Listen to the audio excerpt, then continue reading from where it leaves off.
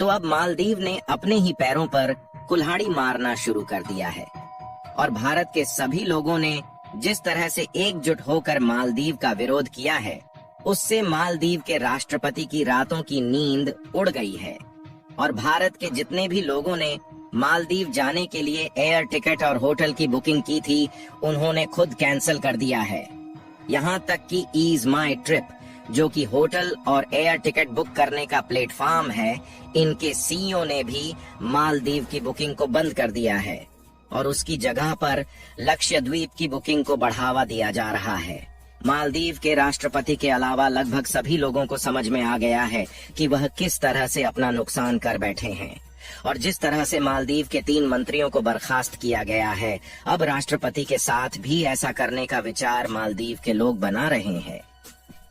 भारत और मालदीव के इस विवाद में कुछ नई अपडेट आई है, जिसे हम इस वीडियो में बताने वाले हैं। लेकिन आगे बढ़ने से पहले भारत के इस शानदार कारनामे के लिए इस वीडियो को एक लाइक और चैनल को सब्सक्राइब जरूर कीजिए। मालदीव के जिन 3 मंत्रियों ने भारत को भला बुरा कहा, उनकी तरफ से मालदीव के राष्ट्रपति मोहम्मद मुइज्जो भारत से माफी मांग रहे हैं।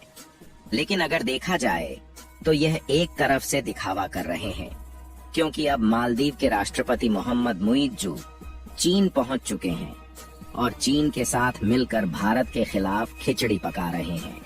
लेकिन कमाल की बात यह है कि इतना सब कुछ होने के बावजूद भी अभी मालदीव के राष्ट्रपति को इस बात का अंदाजा नहीं है कि वह किस लेवल की गलतियां कर रहा है।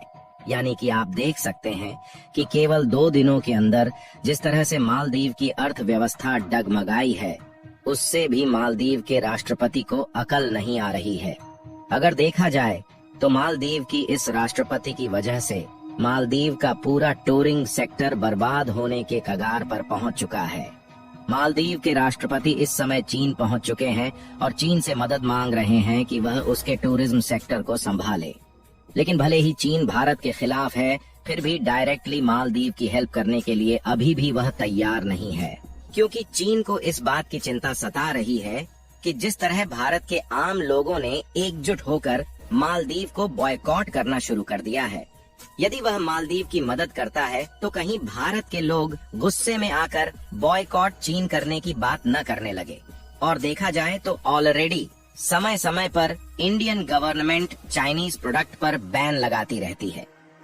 अभी जब मालदीव के राष्ट्रपति चीन पहुंच चुके हैं, तो वह चीन से यह गुजारिश कर रहे हैं कि चीन ज्यादा से ज्यादा टूरिस्ट को मालदीव भेजें और मालदीव चीन के साथ मिलकर $50 मिलियन के एग्रीमेंट पर साइन करने की बात कर रहा है, जिससे भारतीय टूरिस्ट की जगह चाइनीज लोग ले सके और इससे जो मालदीव की टूरिस्ट इंडस्ट्री बर्बाद होने की कगार पर पहुंच गई है, उसे चीन के टूरिस्ट द्वारा बचाया जा सके। जैसा कि आप लोगों को मालूम होगा कि कुछ दिनों पहले भारत के प्रधानमंत्री नरेंद्र मोदी लक्षद्वीप के दौरे पर गए हुए थे और यही चीज मालदीव के मंत्रियों को पसंद नहीं आती है और भारत के प्रधानमंत्री को जोकर या कहें कि इजराइल की कठपुतली बताते हैं। इसके साथ साथ हमारे कल्चर को भला बुरा बताते हैं और हमारे प्रधानमंत्री और कल्चर पर कोई देश उंगली उठाता है तो हम उसे बिल्कुल भी बर्दाश्त नहीं करने वाले हैं, और वह भी ऐसा देश जो कि पूरी तरह से भारत पर ही डिपेंडेंट है। अगर भारत अपनी पर उतर जाए तो कहीं का नहीं बचने वाला, और इसीलिए भारत सरकार से पहले भारत के लोगों ने ही इसका मोर्चा संभाल लिया है और चारों तरफ मालदीव को पूरी तरह से बॉयकॉट करने के ही चर्चे चल रहे हैं। आपको बता दें कि भारत मालदीव की हर तरीके से मदद करता है, फिर चाहे वह खाने पीने के प्रोडक्ट हो या फिर इकोनॉमिकली हेल्प। और मालदीव को जब भी इमरजेंसी में जरूरत पड़ी है तो भारत हर समय उसके साथ खड़ा रहा है। लेकिन अब मालदीव जिस तरह से बर्ताव भारत के साथ कर रहा है, इससे यह जाहिर हो गया है कि उसके पीछे जरूर तुर्की और चीन जैसे देशों का हाथ है। इसके अलावा अगर लक्षद्वीप की बात की जाए तो मालदीव और भारत के इस विवाद की वजह से लक्षद्वीप को एक बहुत ही अच्छा टूरिंग सेक्टर बनाने की प्रक्रिया शुरू हो चुकी है। अगर आप इस मैप में देखेंगे तो लक्षद्वीप भारत का एक छोटा सा आइलैंड है और इसकी दूरी मालदीव से बहुत ही कम है।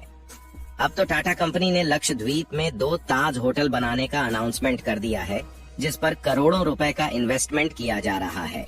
जिसमें से एक होटल सुहेली में बनाया जाएगा और दूसरा कदमत आइलैंड में बनाया जाएगा। और टाटा ने इसमें 110 कमरे बनाने की बात कही है, यानी कि अब लक्षद्वीप मालदीव से किसी भी सेक्टर में पीछे नहीं हटने वाला। और कमाल की बात यह है कि इन होटल्स की बनावट मालदीव की अपेक्षा काफी ज्यादा बेटर होने वाली है। और जितनी भी बुकिंग मालदीव के लिए हुई थी वह सारी कैंसिल हो रही है और लक्षद्वीप की बुकिंग को बढ़ावा दिया जा रहा है। भले ही लक्षद्वीप मालदीव की अपेक्षा थोड़ा छोटा है और यहाँ पर केवल 32 आइलैंड है, लेकिन इसकी सुंदरता किसी भी मायने में मालदीव से कम नहीं है। फिर भी लक्षद्वीप टूरिस्ट के लिए एक समस्या बन रही है, जो है पीने का पानी।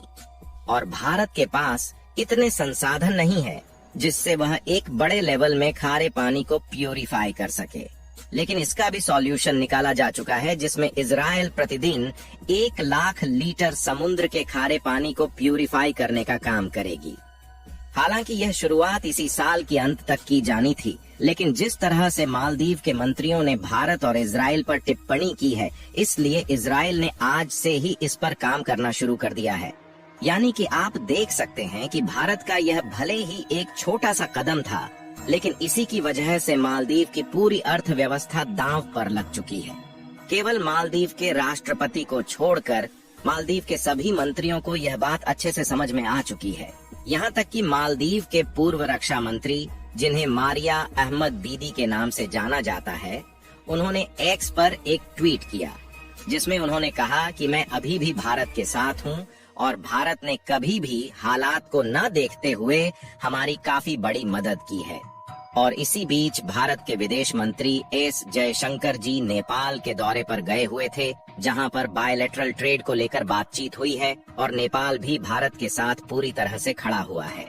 हालांकि अभी मालदीव के राष्ट्रपति चीन पहुंचे हुए हैं और वहां पर मालदीव चीन से मदद मांग रहा है। आपको बता दें कि मालदीव की जो पूरी अर्थव्यवस्था है वह केवल टूरिज्म सेक्टर पर ही टिकी हुई है। यदि मालदीव का यही टूरिस्ट सेक्टर बर्बाद हो जाता है तो वह खाने पीने के प्रोडक्ट भी इंपोर्ट नहीं कर सकता है।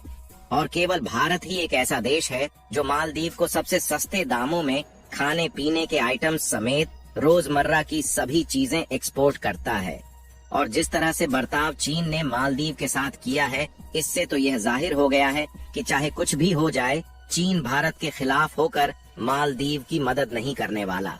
फिलहाल चीन मालदीव की मदद करने से कतरा रहा है, लेकिन मालदीव के राष्ट्रपति मोहम्मद मुइज्जू चीन से मदद की परामर्श कर रहे हैं कि उनके यहाँ ज्यादा से ज्यादा टूरिज्म को भेजें और साथ ही टूरिज्म को बढ़ावा देने के लिए मालदीव में $50 मिलियन इन्वेस्ट करने पर समझौता करने की कोशिश में जुटे हुए हैं।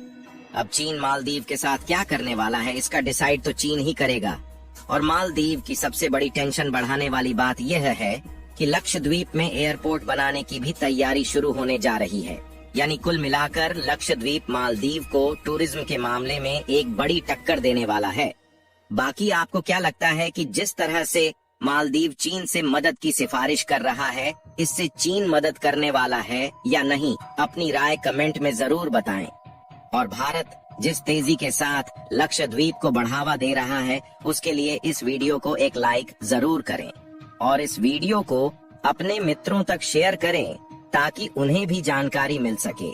और चैनल को सब्सक्राइब करके बेल नोटिफिकेशन को ऑल पर जरूर रखें।